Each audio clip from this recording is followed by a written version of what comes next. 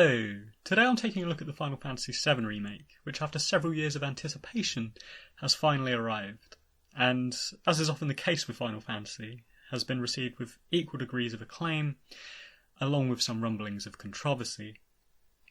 And indeed, this game was always going to prove an interesting title on a number of levels, I think, and it's naturally a milestone for the franchise, wherein long-time fans, and particularly Final Fantasy VII fans, are seeing some of their favourite characters, and perhaps their favourite game experience ever, modernised and brought into current generation technology, while at the same time we're also likely to see a large number of gamers who are trying out Final Fantasy for the first time, having heard about this reputed title from the PlayStation 1 era.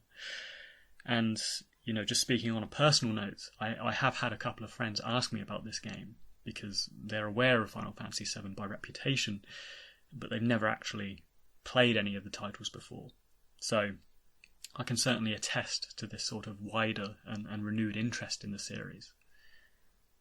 Beyond this, the remake also probably has implications on Square's future investments and its creative direction, wherein strong sales and critical acclaim could perhaps open the door for further legacy remakes, such as Final Fantasies 6, 8, 9, and so on. Although there is, of course, the argument that there's less legacy and renown of these titles beyond JRPG fans.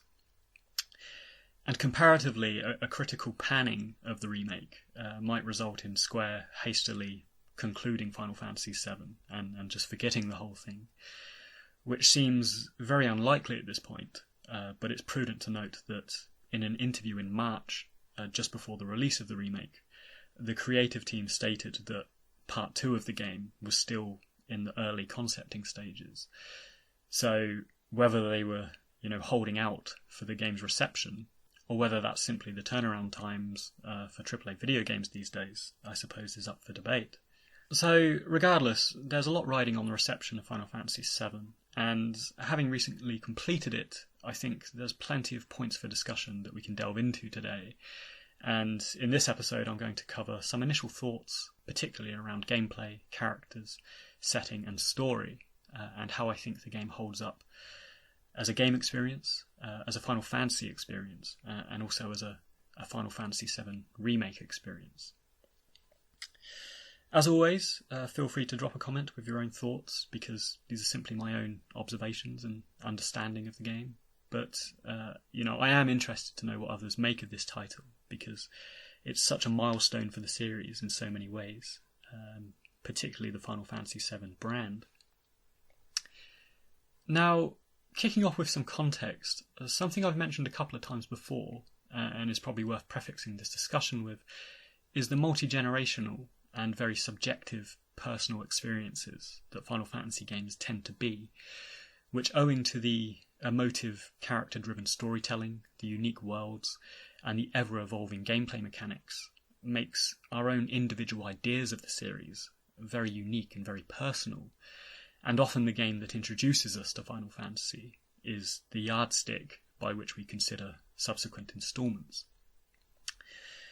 So with this in mind, Final Fantasy VII, the remake, is revisiting and updating a title that many have a certain idea about and a close nostalgic relationship to.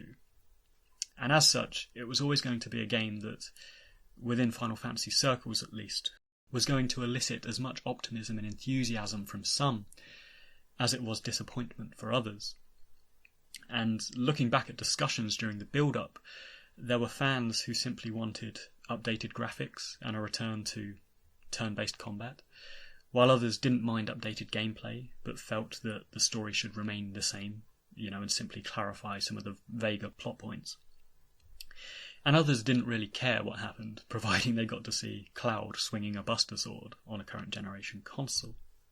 For my part, I love the original game and basically everything about it. Its themes, characters, narrative structure, and I've discussed all of this at length in the past. And once I realised the remake was going to alter most of these things, I resolved to view it as a separate thing rather than a replacement or a retelling of the 1997 release. And initially I was able to go in appreciating the game on its own merits. But as the story developed, I was amazed to the extent that it not only didn't attempt to replace the original release, as many had initially thought, but actually, narratively, it relied on the original so much that the 1997 game is basically an essential predecessor to events, and the remake is best viewed and most intelligible when regarded as a sequel and a continuity of the saga. So, I have a recent episode, my previous episode in fact, is dedicated to discussing this sequel angle at length and the implications that that has on the story and the future of the remake. So I won't dwell on that too much here, but as a recent comment said, this first instalment is 95% a remake with changes to the overall meta, which makes it simultaneously, a remake and a sequel. And personally, I like the potential for this approach, and the reason being is that most of the key narrative touch points remain the same. We get introduced to the Turks, we get introduced to Barrett, Don Corneo, and Cloud all over again, but because of this tangent reality, we don't know what's going to happen. Final Fantasy VII has the capacity to surprise us and immerse us all over again. And people are discussing it and theorising about it all over again, which I think is part of the enjoyment, is part of what it's all about. And I think it returns to what a lot of us love about these games, which is a dense, slightly off-the-wall fantasy narrative that hinges around a set of very interesting and compelling characters. Now, that said, I'm optimistic, but I'm also aware Square has made creative decisions in the past that haven't always quite paid off. And there is a wider discussion that's been going on for years about whether there's a decline in Final Fantasy, which personally, from what I can remember, has been going on since at least Final Fantasy X's release, which marked Squaresoft becoming Square Enix, Hironobu Sakaguchi's departure, and so on. So some people point to this period as a milestone of a turning point in the quality. Others point at Final Fantasy 12, 13, and a range of factors, people, elements of Square as reasons for a perceived decline. And it has left some questioning why they've returned to Final Fantasy VII in the first place. So I'm aware of the misgivings, and perhaps following subsequent releases of the remake, I'll live to regret my optimism and my high hopes. But ultimately, I think the remake was an interesting opening gambit and a reasonable way to balance nostalgia and revisiting events and characters we love with a fresh take on the story. And although the time-meddling approach is bold and has the potential to go badly, there's few other ways they could have really balanced a retelling of the original with the opportunity for fresh narrative twists and new surprises, as they have done here. And just to conclude on this sequel angle and the tangent reality story, before moving into gameplay, there's speculation already about whether Aerith or Zack have the potential to survive this time around, and whether we'll have different outcomes based on player decisions or DLC content, which, again, I've discussed in the previous episode. But as to that, if they decide to go down that road, which is hinted at in the endgame of this first instalment, I just think if it's canonical story rather than DLC or optional, it would have to be a truly compelling set of plot points and narrative circumstances to allow that to happen. I don't think we can have characters stay alive simply because we like them, because good storytelling dictates that there needs to be stakes and repercussions. And if Aerith or Zack lives, someone else significant dies, or something else has to go horribly wrong down the line, and so on. And indeed, as someone commented on my previous episode, some prevalent themes throughout the Final Fantasy VII games are life, death, and loss. And so, by eradicating the potential for tragic deaths, Aerith, Zack, Biggs, Wedge, Jesse dying, the whole of Sector 7, and so on. There's a lot of death in this game. By removing that, and the potential for that, you are diluting the thematic weight of the story, and also the villainy of Shinra and Sephiroth. But again, that's inching beyond the remit of this first instalment, and it's kind of going into speculation here, which is something I'll leave for another day. So, preamble aside, let's jump into gameplay now. And as I noted earlier, while some gamers had hoped for a retention of turn-based combat and other traditional callbacks in this title, it was always likely that the remake would follow in Final Fantasy XV's more action-centric footsteps and become more of an action RPG than a classically strategic JRPG. And indeed, looking at Square's trajectory with gameplay over the years, they've always sought to innovate and push for new ways to synergize story, gameplay, and combat in various different ways. From the classic 14 fixed character classes, which were the origins of the series, to the 3-team materia junctioning systems, through to 10 and 12's freedom of character switching and loosening of the turn-based combat, and so on. So it's hard to say there's ever been a set standard for Final Fantasy's approach to gameplay, and regarding combat specifically, I think it's clear that they've been on a very experimental trajectory towards balancing strategy with action for a number of years. And on that note, it's fair to say, this evolution of gameplay has always divided opinion, and those that remember Kingdom Hearts' debut back in 2001, 2002, whenever that was, I remember there being vocal concern even then about whether this action format was going to be the shape of things to come for Final Fantasy as well. And fast forwarding to today, one of the concerns with gameplay advancements in the remake was that where Square have stated in recent years that they want to broaden the appeal of Final Fantasy to, a young Western audience, some were worried that this means they're going to sort of homogenize their games and the game mechanics with popular Western games. And I think I saw a comment, someone lamenting the remake would become more like Red Dead Fantasy VII than a Final Fantasy, which I found pretty amusing. So, having played the game, I personally didn't mind the more involved interactions on the field screen, the climbing, the crawling, and that sort of thing.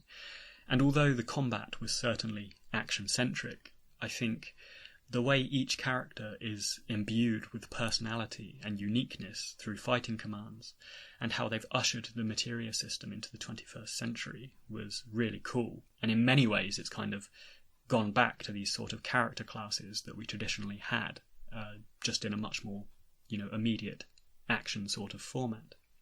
And the classic mode specifically succeeded in striking a balance between old and new quite well. So, the people that did want this sort of turn-based format. The only real drawback with that was that the classic mode was almost offensively easy. And on my first playthrough, I beat the game having used 3 Phoenix Downs and not getting a single game over, which is absurd. But I'm playing back through on hard mode now, and it's actually ridiculously challenging by contrast, so quite a difference there. The one thing that did surprise me about gameplay on that note was just how much action and combat did in fact replace traditional strategy and puzzling aspects of what is a Japanese RPG game. And it's interesting to note that where Final Fantasy VII proper was broken up by puzzle segments such as, Mayor Domino's quiz and the Midgar map puzzle in Shinra HQ, and other things like acquiring batteries to climb up the plate from Wall Market. Basically, all of these puzzles were exchanged or augmented in favour of a combat scenario or a boss fight. And as such, where the original game is a JRPG strategy game accented by moments of action, the latter is very much an action game accented by the occasional moments of strategy, which in their own ways I think work quite well.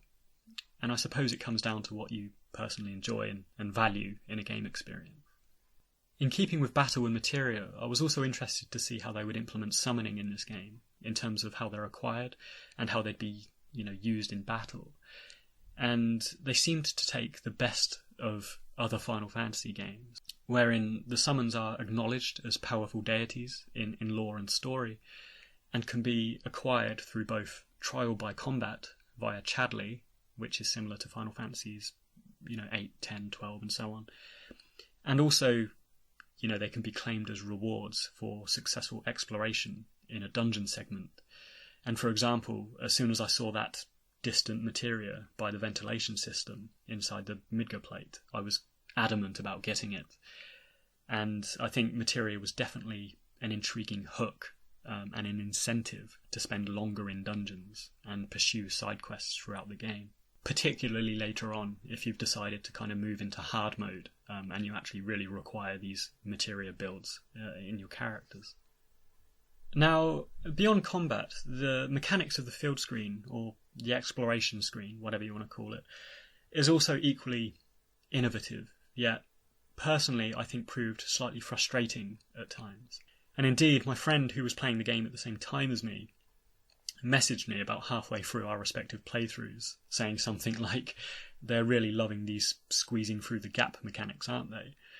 And yeah, I mean, judging by how excessive that was, they were clearly quite proud of the squeezing through the gap mechanic.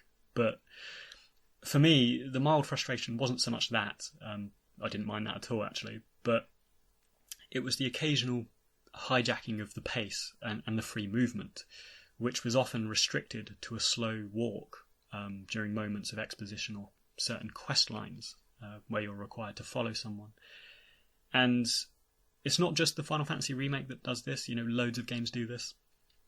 But I think restricting the player for no legitimate or engaging reason, such as, a sneaking mission or something, is just slightly dubious game design, in my opinion. And on my first playthrough, when I foolishly opted to run up the stairs of the Shinra HQ instead of taking the elevator, it was borderline sadistic that they made the characters slow to almost a crawling pace halfway up the stairs for no reason or reward other than to poke fun at the situation. So, before I wrap up on gameplay, final points are, firstly, how they've reintroduced the ensemble nature of Final Fantasy in this instalment, by which I mean the number of characters you can control in certain scenarios, which I think was great. And rather than being confined to Cloud throughout most of Midgar, as per the original game, it was really interesting to get different perspectives and control over different characters, such as Aerith, Barrett and Tifa, in the different game scenarios. And while some might lament digressive episodes, such as Barrett's brief solo sequence in the basement laboratory thing, I thought it was an interesting opportunity to switch gears a bit, get to grips with a new character, and get to grips with his battle mechanics. And once again, looking at it broadly as a video game experience rather than how accurately it retreads Final Fantasy VII, I found it to be enjoyable as a video game. And my final point on gameplay, or more accurately, I suppose, level design, you could call it, is that even by the standards of Midgar, which is traditionally quite linear, and it's quite a linear introduction to the Final Fantasy VII game world, the remake was surprising in how restrictive it was. And rather than a freedom to roam, it had a vibe similar, I think, to Final Fantasy X, wherein it didn't deviate too much from the central story and permit player-determinate adventuring, outside of some very specific reprieves in the action. And rather than using in-world exposition to prevent players from leaving areas, such as, Cloud saying something like, "It's not this way," or "I need to go and do this," which previous games, have tended to do, it used very abrupt, non-diegetic warnings flashing up on the screen to prevent digressive exploration, which was quite unexpected for a Final Fantasy game, I think. And a while back, I did a What is Final Fantasy video to try and contextualize, the different components of these games. And in that, I identified exploration and an illusion of scope as one of the main pillars that constituted a Final Fantasy game, it was surprising to see just how much they stripped back on that for this first instalment. And, having said that, I would be surprised if any of these barriers were retained for the next game, because of course, upon leaving Midgar, you would expect that the game experience would warrant a more Final Fantasy 15 open world sort of vibe, rather than this narrative hand-holding. But again, I wasn't overly concerned by it, because as I say, Midgar is a very linear game experience, which is intent on building the narrative context around Avalanche and Shinra. So I wouldn't say it's overtly a negative, but it was, it just kind of surprised me and seemed unfamiliar for a Final Fantasy. So speaking of Midgar, let's move on to setting now. And once again, one of the great appeals of Final Fantasy VII being remade was to see some of our favourite characters and locations ushered into the present day. And regarding setting, I think the macro view of Midgar, which we've seen teased in trailers, was absolutely phenomenal. The sense of scale and the dystopian magnitude of the plate in current generation graphics was just really cool to behold. And upon playing the game, seeing everything from the Shinra building through to the quirky connecting routes between the slum sectors was just impressively reimagined and aesthetically plausible in a way, I suppose realistic, if you like. Yet it was still respectful of the more fantastical dystopian source material, which, I found quite appealing. And on that note, within this reimagined aesthetically beautiful setting, it was interesting to see how the people on the streets, the soldiers, the inhabitants of Wall Market, everyone we encountered was made to feel that little bit more tangible and three-dimensional and realistic as well. And for example, the people in the slums have this sort of societal collective spirit, and even the Shinra guards and the Shinra employees are seen to be troubled and confused about wider circumstances, rather than simply arbitrarily bad. And further to this, rather than bizarre, implausible enemies everywhere, such as we saw in the hyper-surreal encounters of the original game, they brilliantly opted to retain these weirder enemies, but ground them in a more realistic setting, making them sparser and more unique, which highlights that they are unexpected and bizarre creatures to encounter, even in the world of Midgar. And what I mean by that, some prime examples are, for example, the ghost segment of the train graveyard. We have the ghosts appearing, but we're aware that they are, not a common entity. And we have Eligor, who's gone from a standard enemy to a boss fight.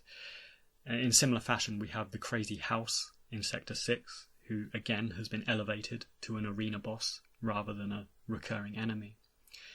And we have those amphibious Sahagin creatures, which we find in the sewers, who again are acknowledged as strange and uncommon entities within the Midgar landscape.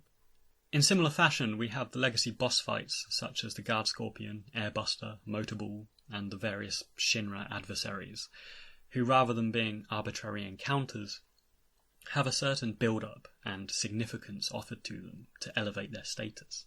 And Airbuster specifically has a lot of weight offered to the encounter, with an entire dungeon crawl dedicated to trying to, hinder its performance.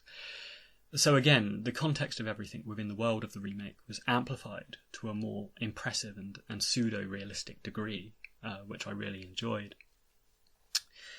And just to wrap up on this point, one of the things I loved most was the prominence offered to Jenova's storage facility, which really communicated the significance and uniqueness of this entity within the world and story. And where, in the original game, Jenova was sort of tucked away in this weird little microwave-looking thing surrounded by storage crates, the remake utilised the Jenova area really well as both a compelling aesthetic and story device, but also a multi-character dungeon in the closing chapters of the game, which, again, I thought was really cool. Now, before moving on, one of the things that struck me about the reimagined Midgar, with the slums and Sector 7 in particular, was how the doom and gloom nihilistic atmosphere of the original title was exchanged for a more as I mentioned, sort of optimistic collective spirit within the society. And it's a random thing to remember, but I always recall stepping off the train in Sector 7 in the 1997 game and speaking to these two NPC characters at the train station who, to this day, I'm not 100% sure what they're doing, but based on their dialogue and the way they fall to the floor, it looks like they're doing a joint suicide. And it's a really bleak introduction to the setting of the Midgar slums that, accompanied by the music, which alternates between Under the Rotting Pizza and The Oppressed, it paints the place as a really desperate, down-and-out environment that's in perpetual darkness and inhabited by an oppressed underclass who are generally quite rude or mean or depressed whenever you speak to them. And the remake, by comparison, offers Sector 7 this collective hopefulness, and there's all these cats and happy children and an orphanage and so on.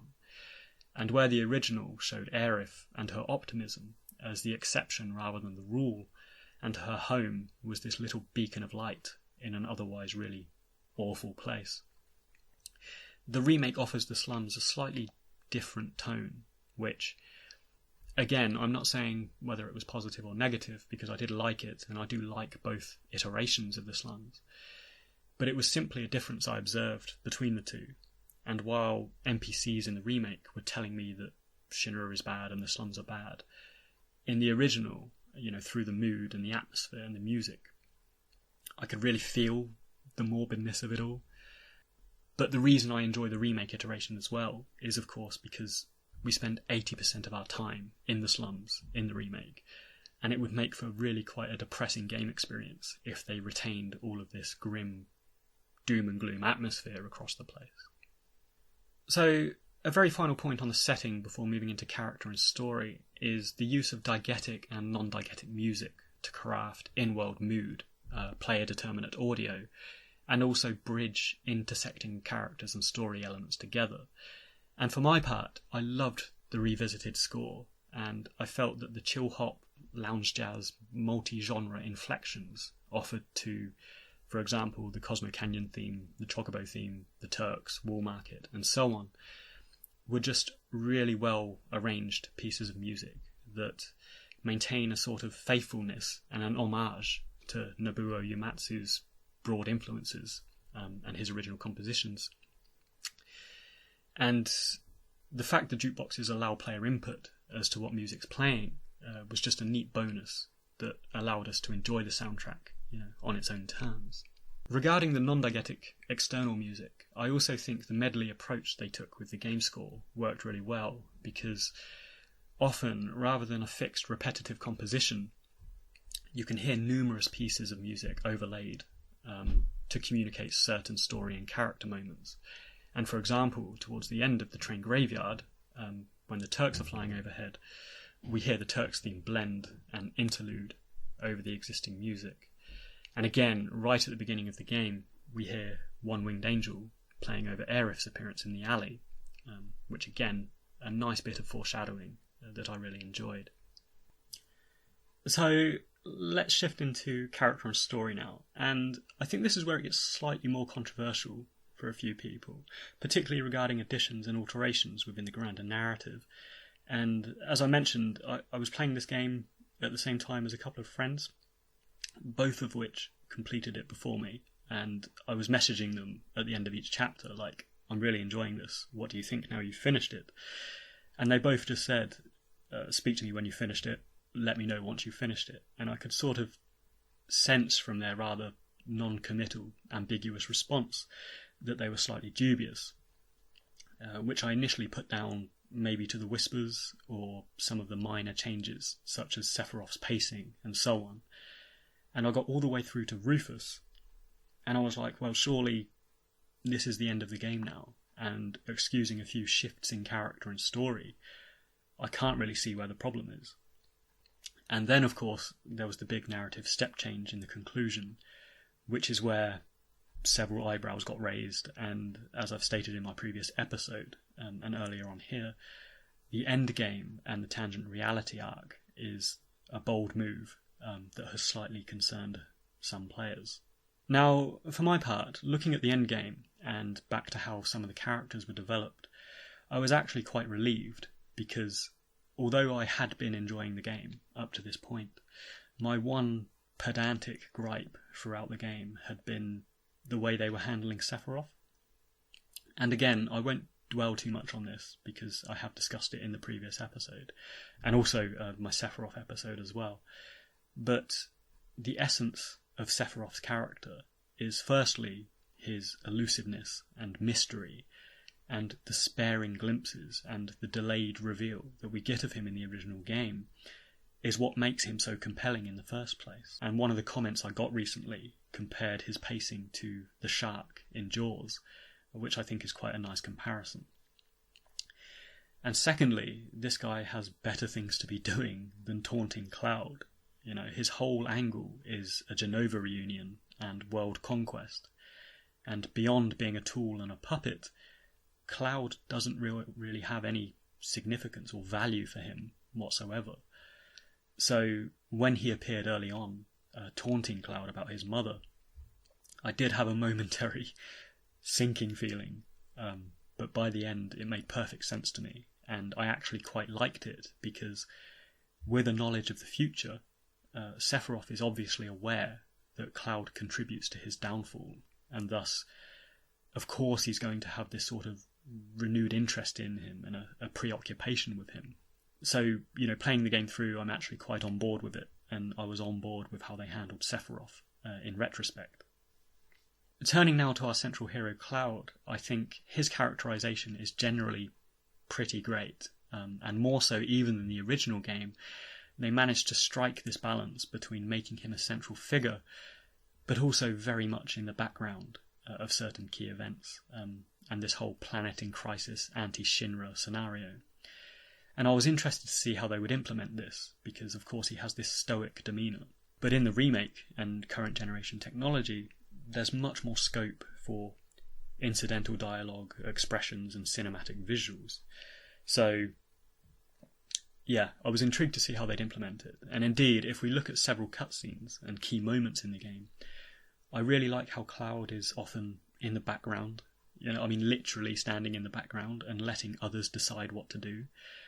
And he's generally just reactive. You know, he reacts to what others say and only really speaks when he's spoken to. And I think this was great because he's obviously the protagonist, but he's not given so much screen time or personality that it conflicts with the theme of identity and the potential for an existential meltdown, you know, that defines his character arc in Final Fantasy VII. And on that note, without wishing to devolve into speculation, I think it will be interesting to see where they take his story, because it's prudent to note that his periodic meltdowns in the remake hinge more around visions of Sephiroth than they do about questions of who he himself is. And so whether this will complement or branch away from the whole "who am I, Zack" thing in the next instalment, we'll be interested to see.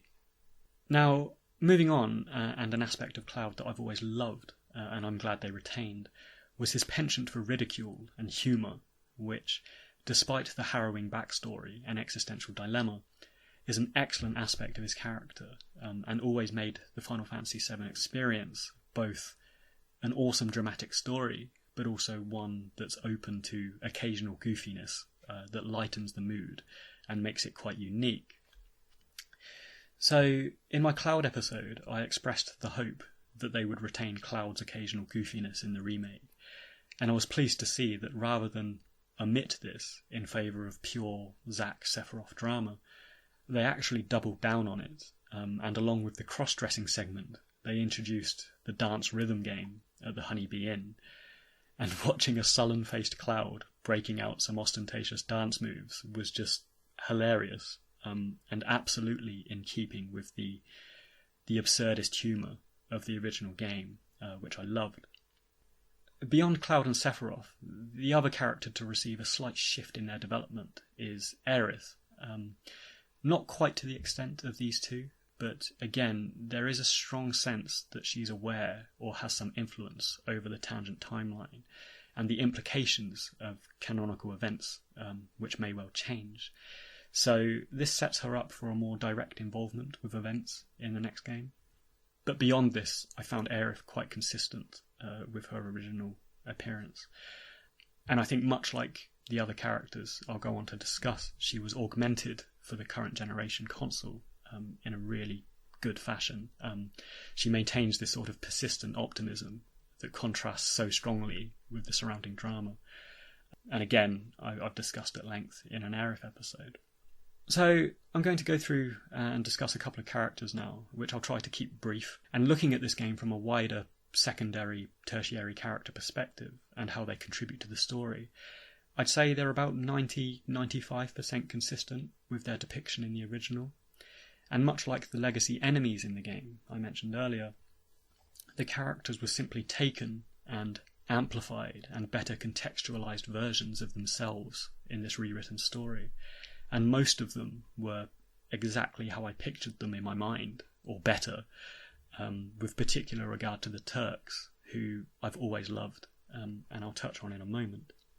But also Barrett as well, and where I've always enjoyed Barrett's quietly tragic story arc, where he's lost his hometown, lost his family, adopted his best friend's daughter, who's sort of this avatar of his pursuit of redemption and his guilt.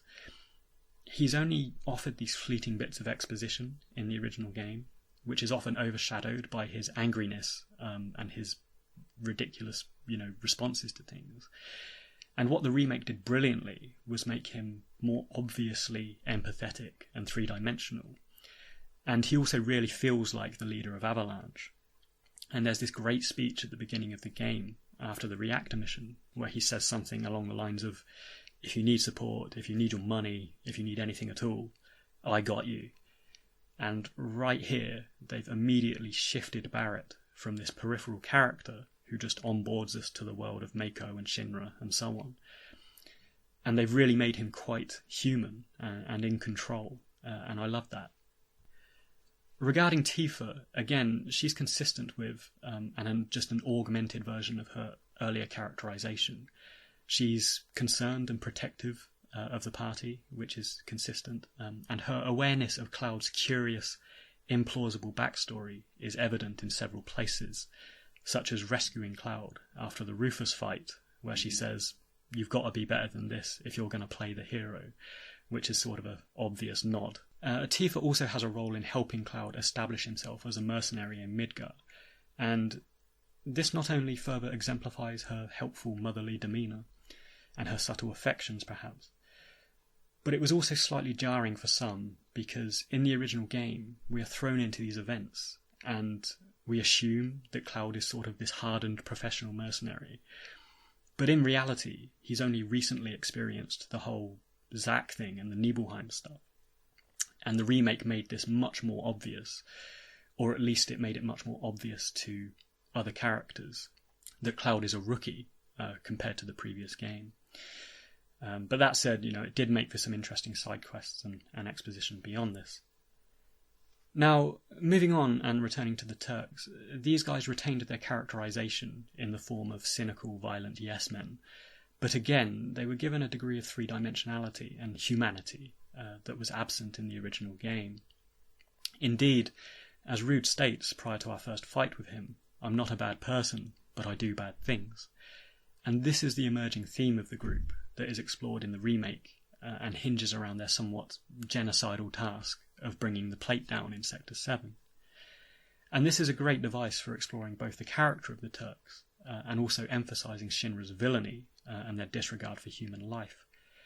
And Reno is a great vehicle for it, I think, because where he maintains this delinquent demeanour, where he clearly enjoys a fight and seems like he's probably capable of assassination, kidnap, and all manner of heinous stuff, even he, as someone who takes pride in being a Turk, is pretty uncomfortable with what's being asked of him. But he resigns himself to it, sort of stating it's a bit too late to grow a conscience now, or something like that. And later on, there's a great cutaway to the Turks in a meeting where Sung rationalises the platefall by saying something like, "We've taken from the planet, so now we're giving back to the planet." And Rude asks him whether he really believes that, and Sung asks whether it really matters what he believes.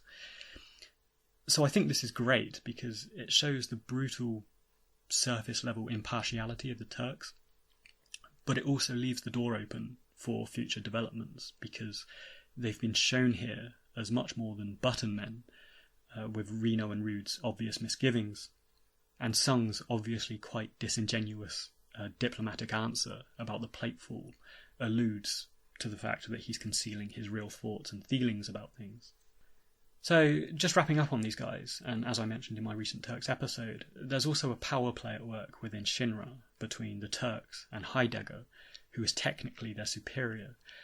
And while this isn't really explored in the original game, it's brilliantly alluded to towards the end of the remake, where Heidegger mistakenly calls Rufus Mr. Vice President, and the much more savvy Sung immediately refers to him as Mr. President, owing to his father's murder. And in similar fashion, we have Reno exclaiming earlier in the game something like, "You're dealing with the Turks, I mean Shinra," which again hints at the loyalty of these comrades being to the sub-branch of the Turks themselves, rather than to the Shinra. And as someone commented to me recently, the politics within Shinra has a whiff of hostile takeover about it. And the closing scene with Rufus very much feels like this young, violent new guard of Rufus and the Turks, who are kind of superseding and forcing out the old guard of Heidegger and Palmer, and so on, with this new vision of the world.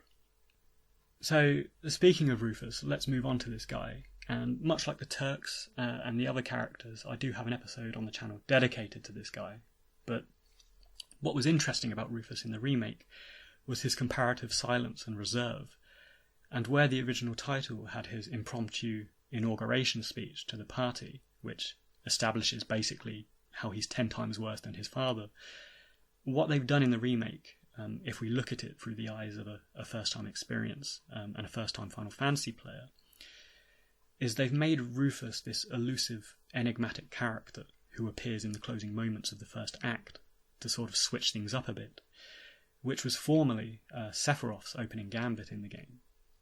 So while Sephiroth is still posited as the main antagonist of the macro events, some of his former mystique has been passed on to this iteration of Rufus, who no longer has a lengthy opening monologue, explaining his evil plans, but instead stares out across Midgar and is set up for a brilliant central foil in the next installment, I think. So this is something that will be interesting to see developed later on. And finally, as another of my favourite characters from Final Fantasy VII, I think Rufus was just great in his appearance and his boss fight, and I love how his updated design kind of looks like David Bowie when he was going through his Thin White Duke phase. So Rufus gets a thumbs up from me. Now, there's a few other members of Shinra that I'm not going to delve into at length, but they are worth a mention, particularly Heidegger and Hojo, who were given a renewed prominence in this game to expand certain missions and dungeon crawl scenarios. And I think these guys were brilliantly done, and Hojo specifically, I think, will have a much greater role to play down the line. Because again, as I've stated in my Hojo episode, there's a strong case for calling him a central antagonist beyond Sephiroth, Shinra, and Jenova, because he's the linchpin between all of these entities, and has a lot of knowledge and backstory about all of these respective entities. And likewise, we had other returning characters, such as Don Corneo, and new inclusions, such as Leslie, Andrea, Chocobo Sam, and so on. And again, I think these were excellent inclusions that just slotted into the world and the story quite convincingly. But until their story arcs come to fruition in later installments, I don't think there's too much to say about them beyond fan theory and speculation. And even the more pertinent inclusions, such as the soldier, Roach, and the Shinra guard, who seems to know Cloud, these are clearly set pieces that are intended to get development further down the line, but currently they just loom as sort of enticing hooks about what comes next in the story.